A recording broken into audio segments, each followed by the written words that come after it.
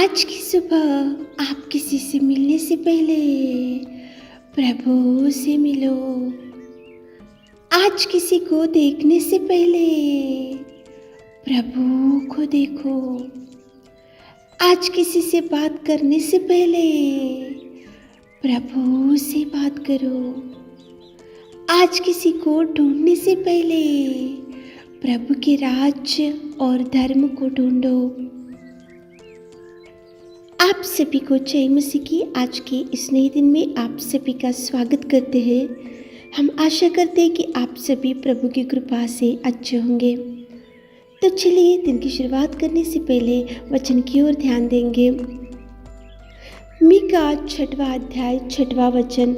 मैं क्या लेकर यहोवा के सम्मुख आऊं और ऊपर रहने वाले परमेश्वर के सामने झुकूं। मेरे प्रियो, आज सुबह के समय में परमेश्वर पिता कितना सुंदर बात कर रहा है। देखो, मैं क्या लेकर यहोवा के सम्मुख आऊं और ऊपर रहने वाले परमेश्वर के सामने झुकूं। आज तो परमेश्वर पिता का आराधना करने का दिन है। आज तो पवित्र संडे है। आज तो प्रभु की उस बलिदान को ध्यान करने का दिन है। आज तो उसके भवन में सारी कलीसिया के साथ मिलकर जय जयकार करने का दिन है। आज तो प्रभु की उस बलिदान को, उस त्यागमय जीवन को, जिसने आपके लिए पवित्र लहू को बहाया और मारे खाए, कोड़े खाए और देखो वो कितना भयंकर दुख को सह लिया, उस सब को ध्यान में लाते हुए, प्रभु के उस कार्यों को ध्यान में लाते हुए प्रभु का वर्शिप करने का दिन है। तो मेरे प्रियो, क्या लेकर यहोवा के सम्मुख जाना चाहिए? क्या लेकर जाकर उसकी आराधना करनी चाहिए? क्या लेकर जाकर उसके सामने झुकना चाहिए? क्या लेकर जाकर उसके कार्यों को, उसके उपकारों को धन्यवाद करना चाहिए? क्या लेकर जाकर उसके बलिदान को याद करते हुए उसको थैंक्स बोलना चाहिए? क्या है आज आपके पास उसके प्रभु परमेश्वर को देने के लिए? क्या लेकर जाना चाहिए? आज जो भी आपके पास है वो सब कुछ तो प्रभु ने ही दिया हुआ है। आपके पास आज जो भी देखो स्टेटस है, धन संपत्ति है और जो भी पैसा है, जो भी जॉब है, जो भी संतान है, जो भी देखो आपका परिवार है और जो भी आज आपके पास है वो सब कुछ तो प्रभु ने ही दिया है, प्रभु का ही है, वो प्रभु से ही आया है। तो क्या लेकर जाना चाहिए मेरे प्रियो? क्या लेकर जाकर उसका धन्यवाद करना चाहिए? क्या लेकर जाकर उसके चरणों को पकड़कर उसका जय जयकार करना चाहिए? क्या लेकर जाकर उसकी तारीफ करना चाहिए?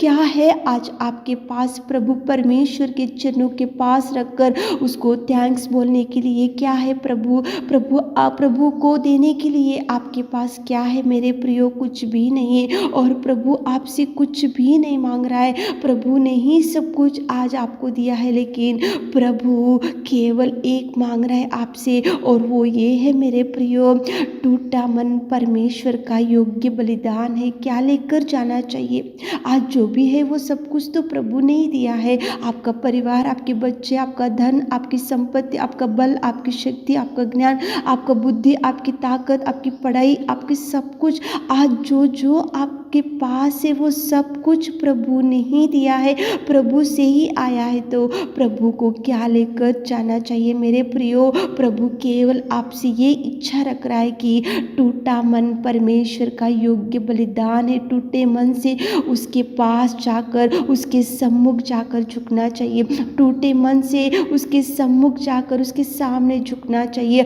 टूटा मन परमेश्वर का योग्य बलिदान है मेरे प्रियो। टूटे मन से उसकी आराधना में जाना चाहिए। टूटे मन से उसकी आराधना करना चाहिए। टूटे मन ही परमेश्वर का योग्य बलिदान है मेरे प्रियो।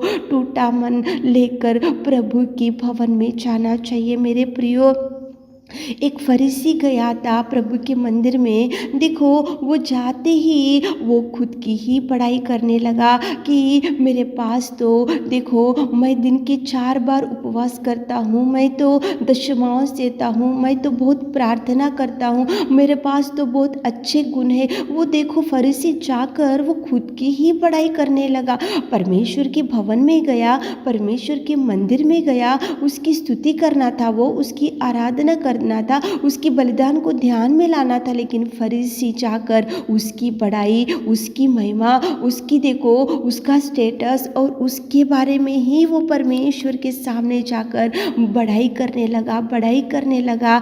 लेकिन एक व्यक्ति प्रभु के मंदिर में गया, चुंगी लेने वाला, और वो चुंगी लेने वाला जाकर कितना सुंदर प्रभु का वर्शिप करने लगा। मेरे प्रियो, वो तो देखो परमेश्वर के भवन में जाने के लिए भी वो डरने लगा, परमेश्वर के भवन में जाकर उसकी आराधना करने के लिए भी वो डरने लगा। वो दूर खड़ा हो गया और दूर खड़े होकर वो प्रभु से बोल रहा है कि प्रभु, मैं आके उठाने के लिए, स्वर्ग की ओर आके उठाने के लिए भी मुझ में इतना दम नहीं है, मुझ में इतनी योग्यता नहीं है, मैं तो पापी हूँ, मैं तो भयंकर, देखो मैं पापमय जीवन में पड़ा हूँ। और छाती पीट पीट कर परमेश्वर से बोलने लगा कि परमेश्वर, मैं पापी हूँ, मुझ पर दया कर। कितने टूटे मन से वो प्रभु के भवन में गया।